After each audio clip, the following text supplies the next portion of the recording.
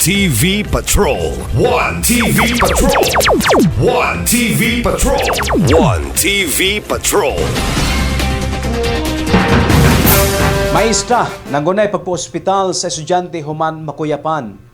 Gidaig ang usa ka magtutudlo sa Osamin City National High School o UCNHS human siya walay paglangan nga mitabang sa usa ka estudyante nga nakuyapan sulod sa eskwelahan.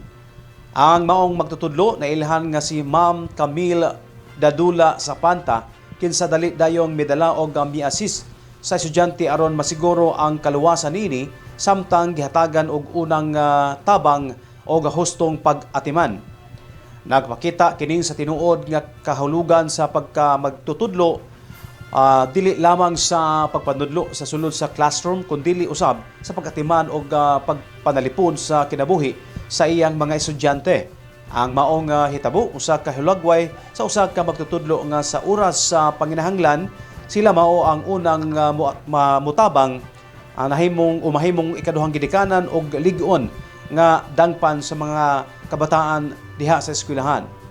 Tungod sa iyang gibuhat, daghang netizens o kauban sa edukasyon ang mipadayag sa ilang pagpasalamat o pagdayeg kang Ma'am Camille Zapanta nga nagpamatuod nga ang pagkamakutudlo dili lang sa propesyon kundi misyon sa pag-alaga. One TV Patrol.